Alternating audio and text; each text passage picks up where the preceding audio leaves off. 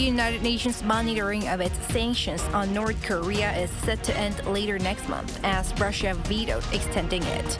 This is coming at a time when Moscow tightens its military ties with Pyongyang amid the war in Ukraine. South Korea's GTX-A rail line partially starts running tomorrow, connecting Suso in Seoul and Dongtan in Gyeonggi-do province. At the opening ceremony today, President Yoon says it'll serve as a game changer for the nation's public transport system. Measures are unveiled to bolster the nation's pediatric care system in line with the government's medical reform.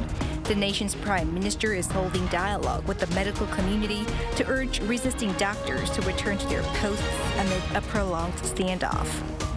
It's March 29th, 2024. This is Newscenter.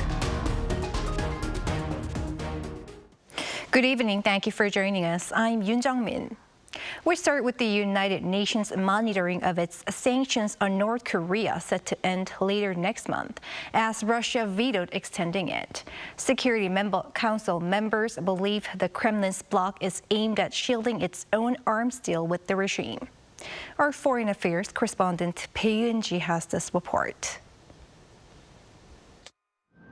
For the past 15 years, a panel of experts has been monitoring United Nations sanctions against North Korea over its nuclear program, reporting twice a year to the Security Council and recommending action for improved implementation of the measures. But Russia vetoed a one-year extension of the panel during a vote on Thursday, bringing an end to its operation when its current mandate expires on April 30th. Of the 15 council members, China abstained from the vote, while the remaining 13 member states voted in favor.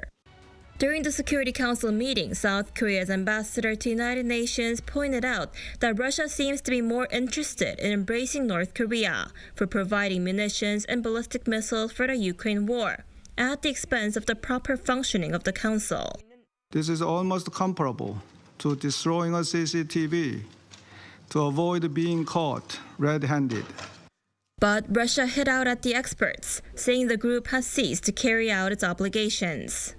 Its work is increasingly being reduced to playing into the hands of Western approaches, reprinting biased information and analysing newspaper headlines and poor quality photos. A spokesperson for South Korea's foreign ministry criticized Russia's move, saying it was an irresponsible action that greatly undermines the trust of the UN Security Council within the international community, at a time when monitoring UN sanctions against North Korea needs to be strengthened. Thursday's decision comes as Russia has recently been deepening military ties with North Korea. Officials from South Korea and the U.S. have said North Korea has provided munitions and military equipment to Russia for use in the war in Ukraine. The U.S. said it's deeply disappointed by Russia's latest actions, calling it an example of greater cooperation between Moscow and Pyongyang. Moscow appears to be intent on facilitating the DPRK's illegal pursuit of weapons of mass destruction, and its veto today was a self-interested effort to bury the panel's reporting on its own collusion with the DPRK to secure weapons that it can use to further its aggression against Ukraine. With the monitoring of North Korea sanctions set to end next month, there are concerns that the Security Council could lose a reliable measure of informing UN member states of sanctions violations by North Korea. Arirang News. Against this backdrop, fresh criticism has arisen about the efficacy of the UN Security Council. Our correspondent Kim Jong-sil has more. The shutdown of the panel monitoring the effectiveness of sanctions against Pyongyang by Russia using its veto power is leading to questions regarding the function of the UN Security Council. Experts in South Korea say they saw the panel's demise coming, given the recent heightened exchanges between Moscow and Pyongyang. The decision has created a bigger loophole in imposing sanctions on North Korea. In addition, arms transfers between Russia and North Korea will become more active. Professor Kim added Pyongyang would more actively pursue trade exchanges with Moscow, even as smuggling items from Russia into the north may increase. This isn't the first time that doubts have been cast on the efficacy of the UN. Even General Assembly President Denis Francis called for structural reform last November, saying the UN seems paralyzed while violence and war continue to spread across the world. The reality is that even if a single permanent member opposes reform, it cannot be done. Polarization is intensifying with the escalating rivalry between the US and China and changes in the international order in a new Cold War. Professor Kim said efforts can still be made by South Korea as a non-permanent member of the UNSC, noting the recently adopted resolution demanding an immediate ceasefire in Gaza. 10 non-permanent members, including South Korea, tabled the resolution. Professor Kim added as a non-permanent member, South Korea must do whatever it takes to prevent illegal arms transfers between Russia and North Korea. And if taking a collective action at the UN becomes a challenge, the South Korean government can instead make joint efforts with countries like the US and Japan, as well as EU nations to create bilateral or minilateral solidarity to reinforce sanctions against North Korea. Professor Kim added each of these countries can monitor North Korea's sanctions violations while stressing the importance of information sharing. Kim Jung-sil, Arirang News. Here in Korea, the GTX-A line starts partial operations tomorrow, connecting Suseol in Seoul and Dongtan in Gyeonggi-do Province. Today, at the opening ceremony, President Yoon Suk-yeol emphasized what this means for the nation. Our presidential office correspondent Kim Do-yeon reports. From 80 minutes to just 20, Suseol in Seoul is now connected to Dongtan, Gyeonggi-do Province through the first Great Train Express line, GTX-A, as it starts operations on Saturday. President Yoon Suk-yeol on Friday attended the opening ceremony at Suseol Station and said this is as historic for the country as opening the highway from Seoul to Busan back in 1970 and the nationwide express train line back in 2004. 오늘 2024년 3월 29일은 대한민국 대중교통, 대한민국 국민교통혁명의 날로 기록될 것입니다. 저도 지금 가슴이 벅찹니다. 이러한 기쁨을 여러분과 함께 나누고 싶습니다. The line for now will stop only at Seongnam Station in between, but Gusong Station will open in June, which is the station for Yongin City. Yongin City and Dongtan make up a large portion of the nation's semiconductor industry cluster, and President Yoon said that this will allow the industry to attract more talent in the field as well as more investment. The line also is expected to relieve some housing issues by making the outskirts of Seoul a more viable option for commuting. The fare rate changes depending on the distance, but the cost of riding from Suseol to Dongtan will be 4,150 Korean won, or about $3. Using the K-Pass card, a public transportation discount program, it costs 2,000 to 3,000 Korean won, or about $2. This comes after 8 years since ground was broken, but it had already passed the budget feasibility test back in 2009, meaning the construction had been delayed. President Yoon, after the ceremony, took the train himself and got to Dongtan to meet local residents who will use the system. 감격스럽기도 하지만 이것을 빨리 우리 정부가 한 7, 8년 먼저 좀 서둘렀으면 할 수 있었는데 한 7년 이상 이것이 늦게 개통이 된 것이 여러분들께는 좀 송구합니다. This is just the first of many GTX lines. GTX-A, once completed in 2028, will go from Dongtan through Seoul to Paju. GTX-B, once completed in 2030, will cut through Seoul horizontally from Incheon to Namyangju. GTX-C, to be completed in 2028, also cuts vertically from Yangju to Suwon. President Yoon has already pledged that the lines will be extended even further earlier in the year as well. In addition, President Yoon promised that similar express metro lines will open in other regions of the country as well. Kim Do-yeon, Arirang News. Amid the standoff between the government and doctors over the medical school admissions quota, Prime Minister Han Duck-soo held a meeting with the directors of the country's 5 major hospitals this afternoon. Meanwhile, health officials unveiled new support initiatives for pediatricians. Moon Hae-ryun has details. Amid the mass resignation of trainee doctors and medical school professors to protest the government's decision to increase the student quota for medical schools, the Prime Minister met with hospital chiefs in an attempt to find a way out of the situation. On Friday, Prime Minister Han met with the directors of the country's biggest hospitals, commonly dubbed the Big Five, namely Seoul National University, Yonsei Severance and St. Mary's Hospitals, and Samsung and Seoul Asan Medical Centers. He asked the hospital chiefs to play a mediating role and convince doctors to return to their posts, saying that continued efforts from the government to communicate with them had been unsuccessful thus far. On the same day, measures to improve working conditions for doctors were also introduced. The Ministry of Health and Welfare followed up on recommendations from a Central Disaster Management Headquarters meeting, which advocated new measures for the pediatric care system, such as increasing payments to doctors performing high-risk neonatal surgery. Additionally, pediatricians can now apply for extra compensation for treating children up to 6 years old, which was previously only available for the treatment of premature babies and those up to the age of 1. The Health Ministry will also set aside an annual budget of 67 billion Korean won, or just under $50 million, for the effective treatment of newborn babies outside the capital region. This funding will go to 51 regional hospitals that deploy specialists to treat newborns in neighboring areas.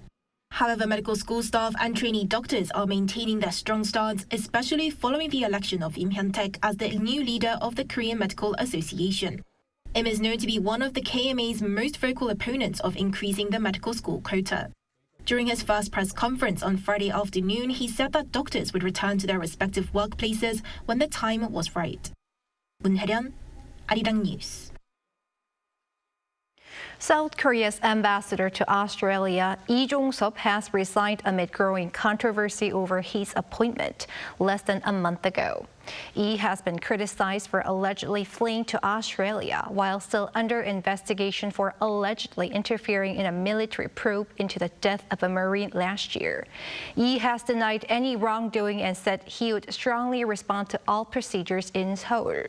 The Foreign Ministry has accepted his resignation and reported it to the president.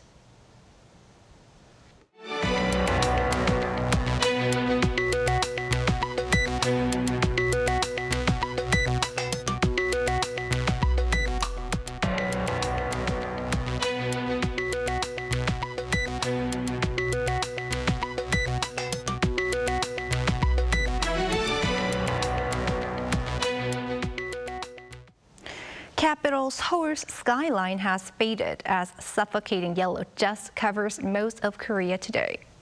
Our An Sung-jin has more on this seasonal plight for people here in this part of the world. The worst yellow dust so far this spring is covering South Korea. Starting from Thursday night, the peninsula has been blanketed by a severe yellow dust storm, which was carried by winds from Inner Mongolia. Yellow dust storms can be seen in South Korea when three conditions are fulfilled. Yellow dust is created, moves over Korea and falls. This time, a downward current was formed in the air, making the particles fall. The yellow dust storm is expected to move further south, affecting the air quality of most areas of the country. As of 5 p.m. Thursday, the Environment Ministry issued an attention yellow dust advisory for the capital area, Gangwon-do, Chungcheongnam-do, and Gyeongsang-buk-do provinces. Fine dust alert levels have also been raised to very bad, which indicates that the average hourly concentration of fine dust particles smaller than 10 micrometers in diameter is more than 150 micrograms per cubic meter. The capital Seoul is seeing fine dust levels of 384 micrograms, and the city of Incheon peaked at nearly 500 micrograms. High concentrations of fine dust particles are expected across the rest of the peninsula throughout the day.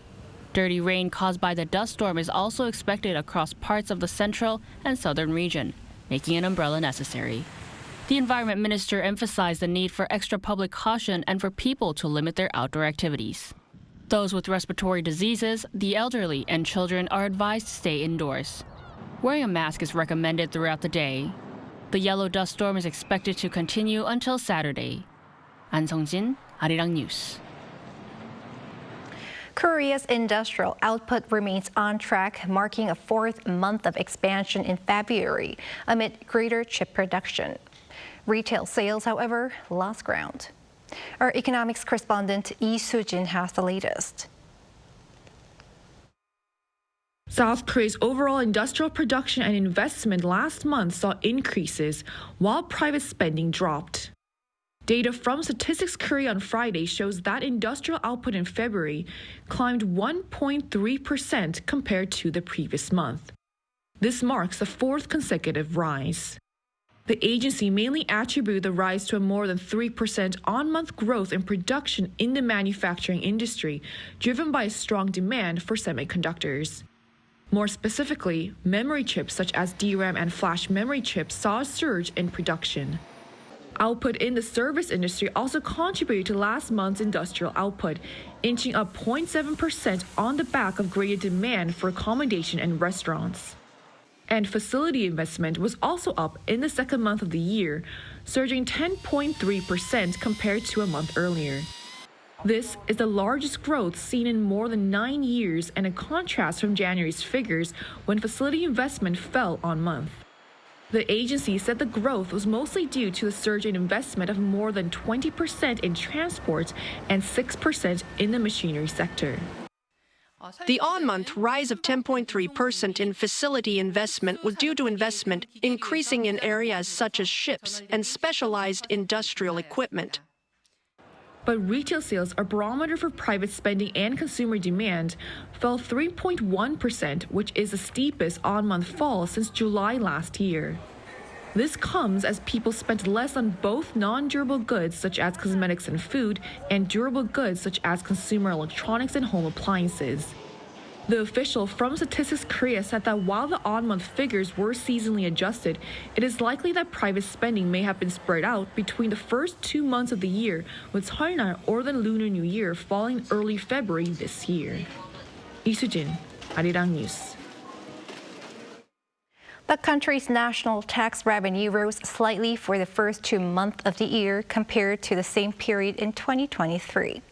The Finance Ministry released data on Friday that showed revenue from January to February stood at some $40 billion. That's a rise of nearly $3 billion on year. The ministry attributed this mainly to an increase in corporate and value-added taxes. For February alone, year-on-year tax revenue rose for the second straight month.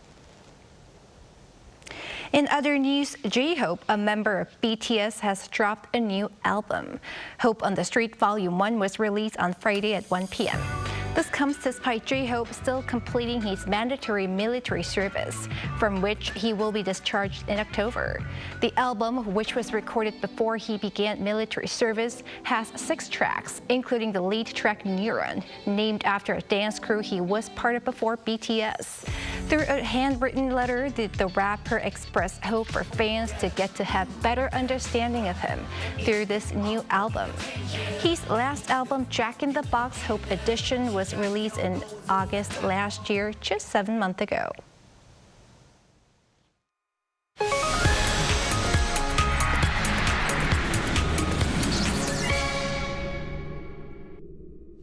Time now for our weekly arts and culture segment. We have our culture correspondent, Song Yoo-jin, in the studio. Happy Friday, Yoo-jin. Happy Friday, Jung-min. What do you have for us today? Well, Jung-min, do you remember how we last year talked about the FuBao sensation and China's panda diplomacy? Yeah, I do. You even brought a FuBao doll to the studio. Well, I'm glad you remember, because I remember back then we talked about when FuBao will go to China, and it was 2024. It's actually this year. And you know, time always flies, and that exact date is arriving next week, next Wednesday. So throughout FuBao's time in Korea, she has undeniably evolved into a cultural icon. So for this week, ahead of FuBao's second chapter in life in China, I delved into what's behind Korea's FuBao fever. After 3 years and 8 months in Korea, FuBao, the beloved giant panda, will soon start a new chapter in China. The 3-year-old celebrity panda, the first offspring of Aibao and Lebao, is leaving her hometown Everland, Korea's largest theme park, on April 3rd. All cubs of pandas unleashed from China must return upon reaching sexual maturity, typically around 4 years old. FuBao's departure sparked a wave of emotion among her fans who flocked to say goodbye during her final days in public view. Some even waited for up to 7 hours. That's because FuBao has been at the center of Korea's panda fever. Everyone's YouTube channel, which uploads videos of FuBao, saw a surge of 450,000 new subscribers last year. Following the release of FuBao merchandise, the theme park recorded an operating profit of 66 billion won in 2023. I think a sensation is because FuBao is the first giant panda to be born in Korea. Her bond with zookeepers, often called her grandpas, also played a big role. FuBao's connection with the zookeepers is what resonated with people and made them like her even more. Fans say her biggest charm is her personality. FuBao is great at expressing her emotions. When she's angry, she might roll around. And when she's happy, she flashes this really joyful smile. So I sometimes wonder if there's a person inside her. I think what I like to call FuBao's pure attitude towards life, such as her perseverance to eat bamboo or climb up a tree, somehow encourages and comforts people. With FuBao's departure, there will be 4 giant pandas left in Korea, parents Aibao, Lebao, and their twins Rebounding and FuBao. Everland is still packed with visitors waiting 1 to 2 hours just to catch a glimpse of the remaining 4 Bao family members. Those who are unable to bid farewell to FuBao in person can do so by looking at photos and writing messages. FuBao translates to a gift that brings happiness. For the past 3 years, she's brought great joy to Korea. Now, Korea wishes her a lifetime full of happiness. You know, Eugene, it's sad that she has to leave. Me too. You just mentioned how she'll go to China next Wednesday. I heard there will be a farewell ceremony for FuBao and her fans. Right, so Everland, FuBao's hometown, has prepared a farewell event on Wednesday. It will take about 20 minutes and it will start at 10:40 a.m. So first of all, a specialized vibrant free vehicle normally used to transport semiconductors will carry FuBao through the crowd from Panda World, which is her home, to Everland's Rose Garden, where the zookeepers will give a farewell speech. She'll then be transported to Incheon International Airport and board a chartered flight provided by the Chinese government to the China Conservation and Research Center for the giant panda in Sichuan province. Now, no worries, because FuBao's grandfather, zookeeper Kang Cheong-ran, will accompany FuBao so that to make sure that she makes herself home at her new home in China. What a relief for her. And Eugene, will we get to see the remaining 4 Bao family members? Well, for the near future, my answer is yes, because the parent pandas Aibao and Lebao, they will stay in Korea at least until 2031 because they're currently on a 15-year lease. But as for the twin cubs, as for now, they will have to move to China when they reach maturity at around 4 years old, just like their big sister FuBao. So a little more than 3 years are left to see the twin cubs. All right, our culture correspondent Song Yujin, thanks for your report. Thank you.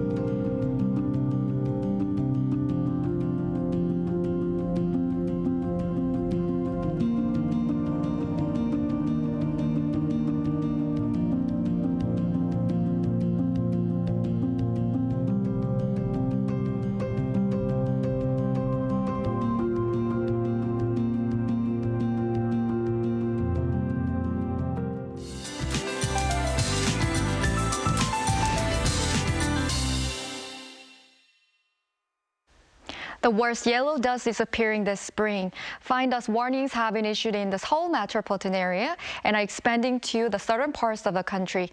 Looking at the fine dust concentration this afternoon, it is up to 10 times higher than usual. The concentrations will decrease slightly overnight, but the remaining yellow dust is expected to continue to affect the country this weekend. Therefore, the fine dust concentration will be remaining at bad levels for the rest of the week. As yellow dust causes high concentration of fine dust, people with respiratory diseases should refrain from going out. Wearing a protective mask of KF 80 or higher is necessary, and please wash your hands and hair as soon as you return home.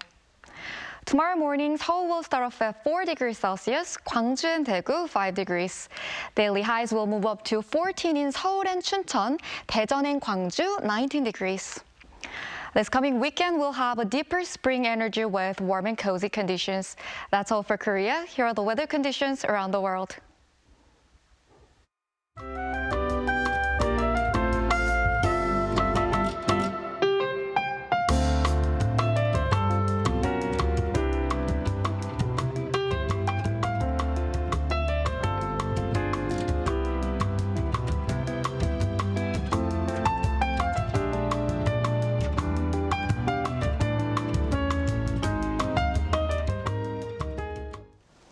And that is Newscenter for tonight. Thank you for watching. A panel session up next.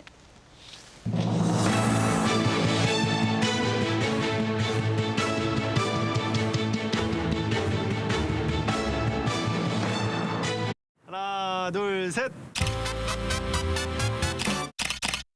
Hey, Mr. Cupid, look my way. Make sure you listen to what I say. I may be stupid or quite naive.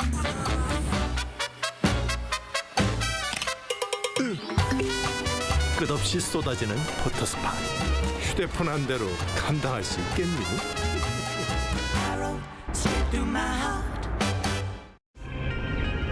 한국에 오면 먹어야죠.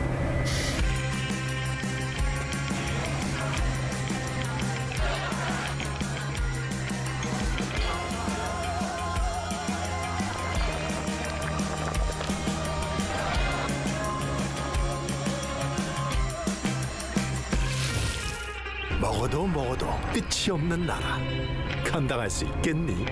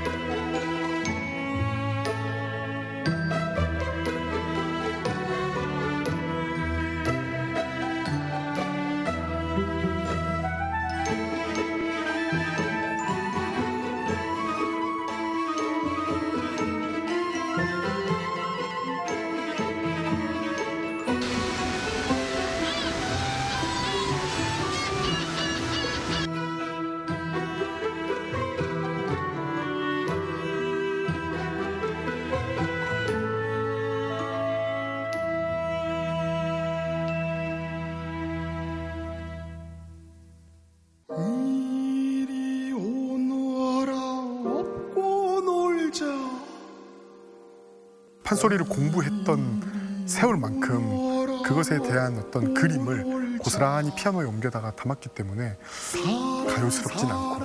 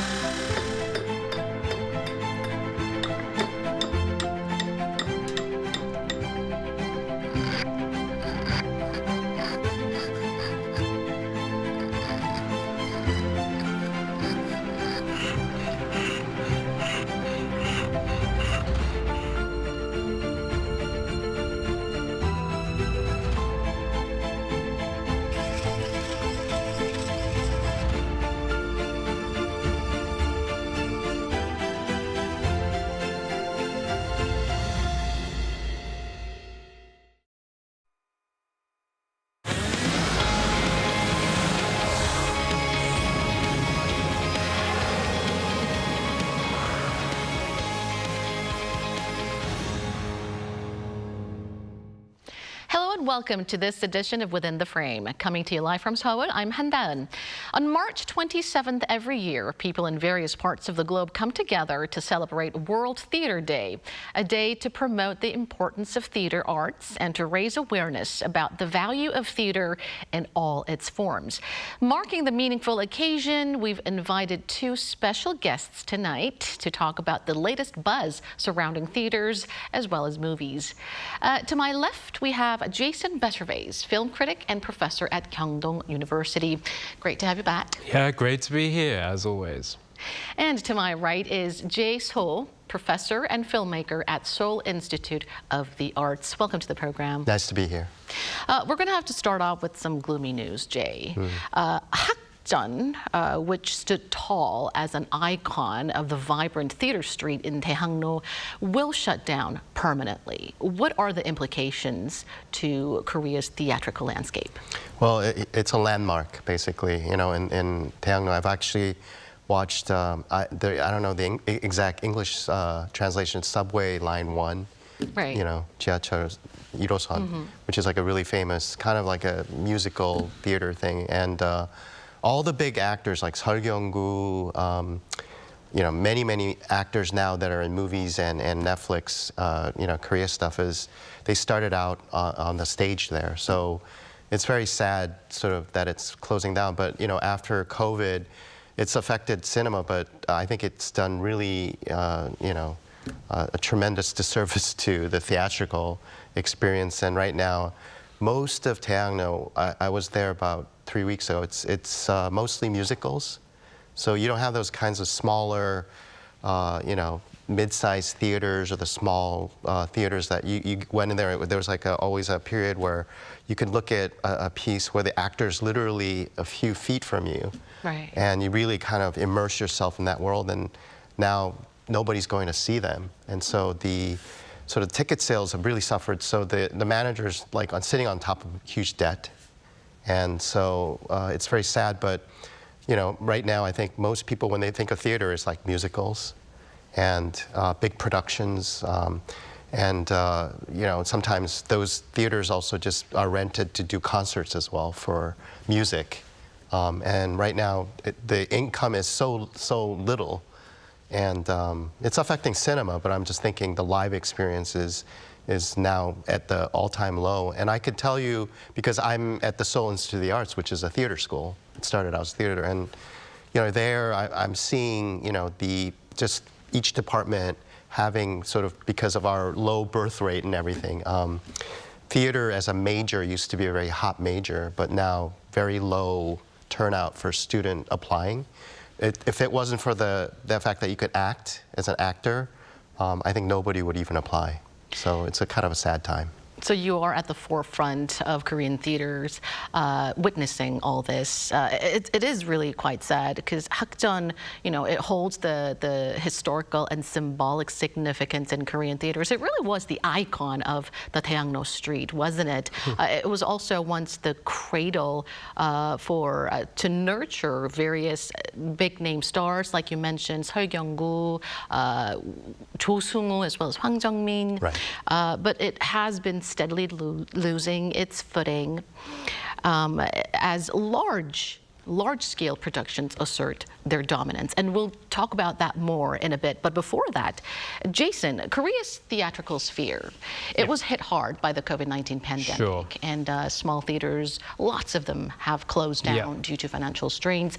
But what about other countries, like the US or the UK, for example? How are the Western theater productions holding up? Yeah, no, it's a complex picture. In the United States, you know, Broadway, there is a 40% drop since kind of pre-pandemic levels in terms of the number of performances. Although they're well attended, there isn't quite the demand to keep up the number of performances on Broadway.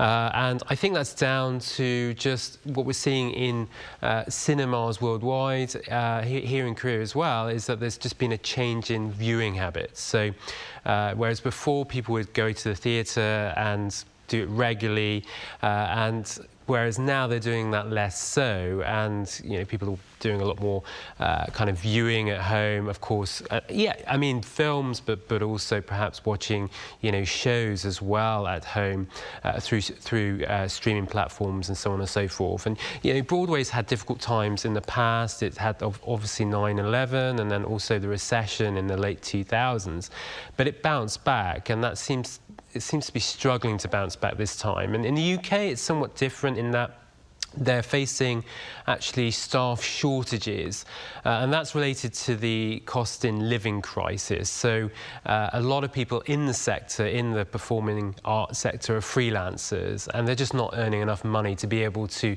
make ends meet. So a lot of people are actually leaving the sector altogether, and so there's just not enough staff there, and there are concerns going ahead that whether they're going to have enough staff to kind of keep the sector running properly and making it profitable. The culture sector in the UK is hugely important to the UK economy. Just a few years ago, actually, it was one of the best performing sectors of the British economy, and that's down to various things that the government's done there. There's so much shooting going on, they're having to build various sound stages just to meet demand. But the problem is actually trying to get staff, which is actually a problem for various sectors of the British economy. So whereas in other markets such as Canada, it seems to be performing quite well, seeing a return to some of the levels that we saw pre-pandemic. So it is a complex picture, a mixed, nuanced picture. So not all parts of the world, but many parts of the world are still suffering. Yes, still suffering for different reasons as well. Right. So of course we've got the knock-on effects of the the COVID pandemic, but you've also got in terms of the UK. I mean the war in Ukraine had huge repercussions on inflation and energy costs, right. And that's forced some people out of the sector altogether. Right now, Jay, spectators in Korea have also been returning to performing arts. Ticket sales for various performances shot up by 500% last year compared to the peak of the pandemic. But this was mainly led by big-name musicals and large K-pop concerts. It was a whole other story for small theaters. What are the causes of this polarization? Well, before COVID, it was already starting to decline anyway, because I think, as you call, like big business, like there's a lot of money behind the companies that bring in a big musical from, basically Europe or America. And usually the way the musicals in Korea worked is that you brought over the original cast of the musical from that English language speaking or whatever language it was, and then they would change it with Korean sort of language. And then gradually, the people would watch everything in Korean, right? So that was the trend. But now, the smaller theaters had its own kind of niche market where people went to see it. But, as I said earlier, that was declining. I think especially we have a very low birth rate in Korea. And so the youth is just kind of like, there's so many things in the horizon, like gaming, more new technologies and things like that, that they find just going to sit in a theater for 2 hours is a huge time suck to them. And one of the things that, as you mentioned in England, when I was visiting there, what I really found, this is the country of Shakespeare, because, London as just a city, you would have these, sectors like boroughs, and some of the boroughs would have local community theaters in there. And so when I visited, I was shocked to see that it was a really famous actor acting in this like really tiny theater, doing a Shakespeare, like Othello or something, and I was shocked because, he was an actor I knew from like, something like Sherlock or something like that. So you've seen him in movies and that. And then when I went to ask the theater people, it was like the whole season's tickets were already bought in advance by the community. And on the weekends, they did children's theater. So it's in the culture.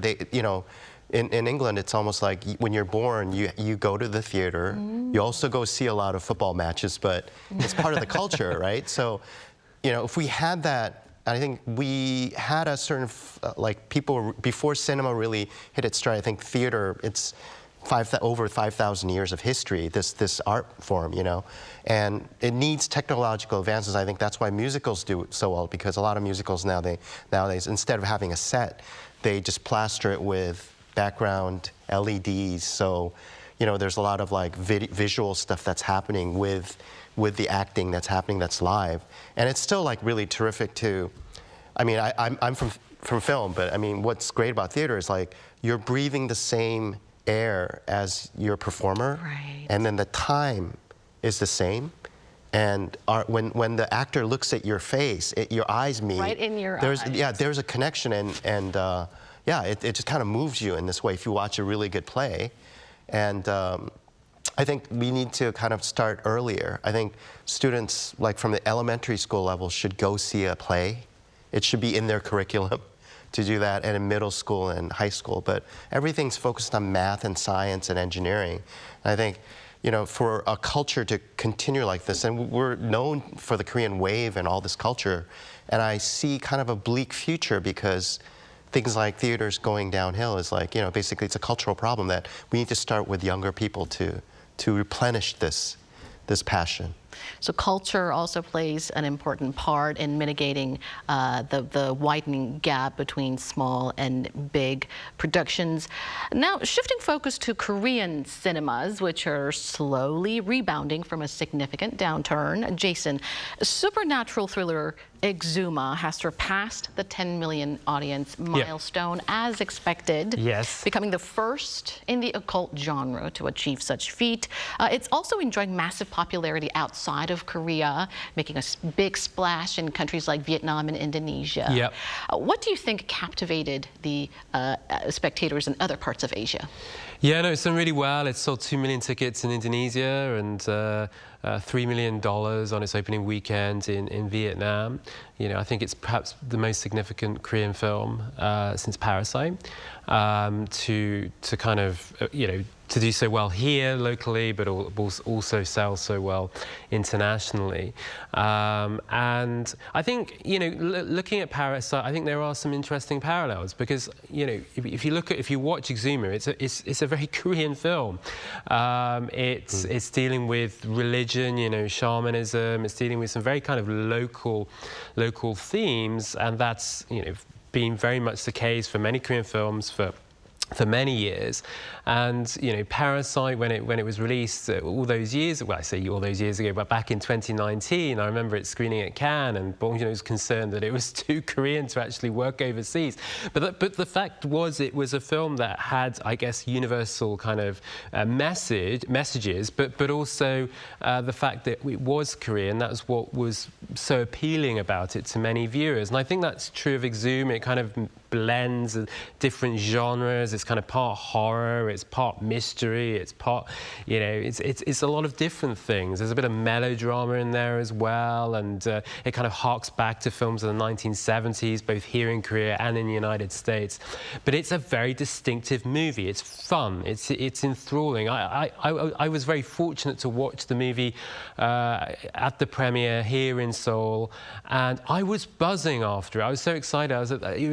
It was a great collective experience to watch this film that was just truly entertaining, and I think, you know, the director, he understands what audiences want, and he's got messages in there and lots of kind of Easter eggs, but at the same time, you know, audiences find it fun, and I think that's ultimately what people have enjoyed about it, you know, both here in Korea and internationally. And so, yeah, it kind of delves into some quite complex local themes, but at the same time, it ensures that it's very entertaining. Well, for countries like Vietnam and Indonesia, they're same Asian countries, but they have very different culture and religion. Sure. And as you've highlighted, perhaps Exuma, the very elements that are very distinct and unique to Korea, the very cultural and religious elements shown in the movie that are very unique to Korea, I guess, is what attracted so many moviegoers in those countries. And I hear that the Exuma has been exported to over 130 countries, and so hopefully we will gain a wider spectrum of viewers across the Western countries as well. Yeah, sure. I mean, it was released in the UK, and I think what's happening now is that Korean films are released in other countries almost simultaneously. simultaneously. That didn't happen before in the same way. I mean, Parasite was rolled out over a year, whereas, you know, this film, it was released in Korea within a week or two. It was released in the UK. When I was there, I never got Korean films that quickly, and it was also true of 12 the Day as well. That was released in Britain, I think a week or two after its release here in Korea. So audiences overseas are getting more and more Korean films, and they're getting them quicker. And I think that helps, you know, with the marketing as well, because, you know, audiences see, oh, it's performing well, it's resonating with viewers overseas, and that's all part of, you know, promoting the film domestically. Exciting new change. Now back to you, Jay. President Yoon, as part of his strong drive to revamp people's livelihoods, he vowed to scrap or significantly lower the administrative charges levied on services and goods, and that includes 3% additional fee levied on movie tickets. What are your thoughts on this? And would it have an impact on the movie industry? Why are you laughing? Because I don't really feel good about it. As a filmmaker, you know, I think it's kind of a bad policy. And literally, he's saying, because the election season's around, basically, you know, by taking off that tax, 3%, comes out to 500 won.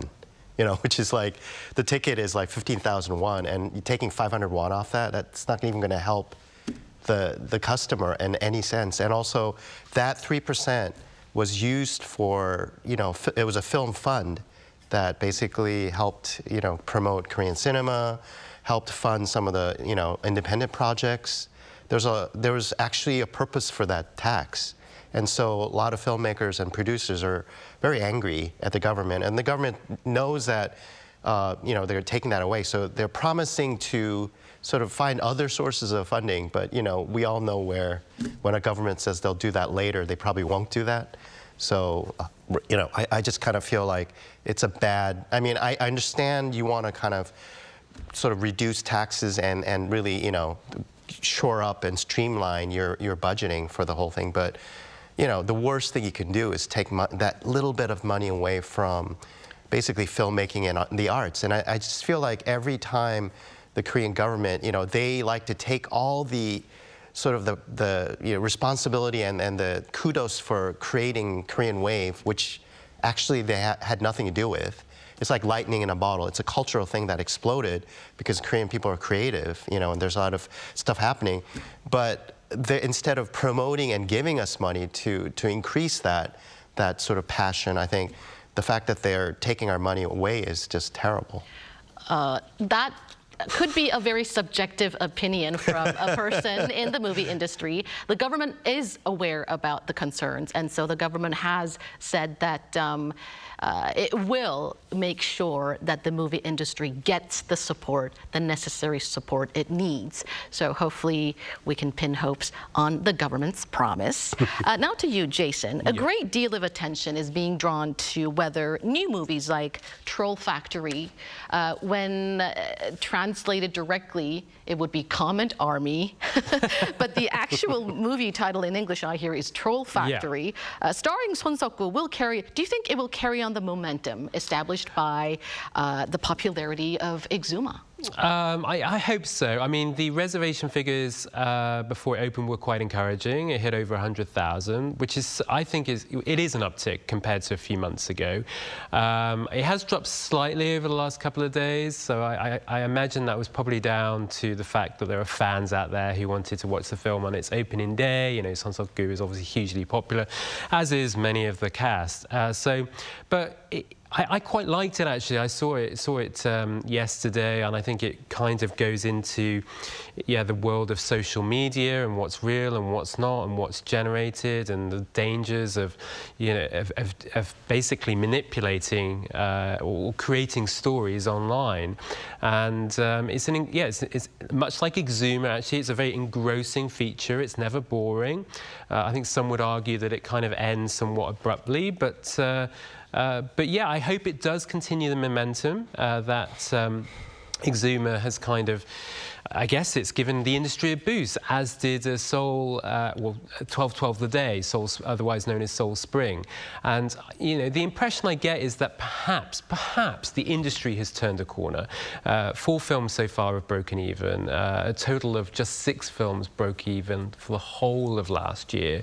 And I think that, you know, we've got a new Madong-Sok film coming out, or Roundup sequel, so, you know, one would hope that that breaks even. So I think we are going to see more films, get past that point where they're not losing money, and so hopefully the industry has, it is on the way to a recovery. We have to wait and see. I mean, the last year, in terms of the number of viewers and also in terms of revenue compared to before the pandemic, 40% down in Korea, which is alarming. And in the States or in many other parts of the world, it's 20% down. So they're still recovering. But Korea is an anomaly in the sense that it's far more pronounced, the problems that we have here. And so hopefully, fingers crossed, the industry is finding its way back on its feet.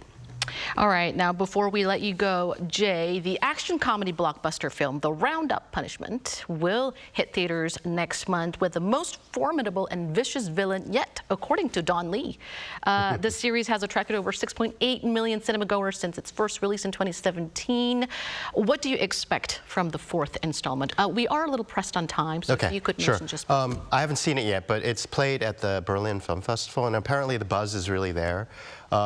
Basically, Madong-Sok is that super cop who just busts through things, and I really love the first one, Roundup, which is really terrific. But this time, I heard it's about online gaming, and then we have Kim Myo, as you said, he's like really buffed up to play this kind of the evil character. So, what I like about the Roundup series is that you have the cast of characters that come back, the cops, all the small criminals, and so the people really like that kind of camaraderie between sort of all the actors that are happening. And Madong-Sok is basically, I would say, singularly just kind of helping the Korean film industry, because all of the Roundups have done so well. But the third one was a little iffy, but I heard this one's gonna come back and really knock it out of the park again. So.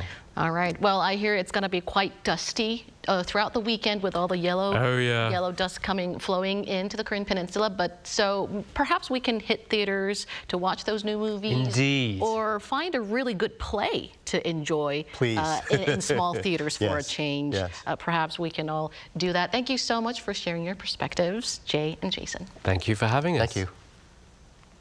And that brings us to the end of the show. Thank you for watching, and we'll be back with more same time next week. Have a great weekend.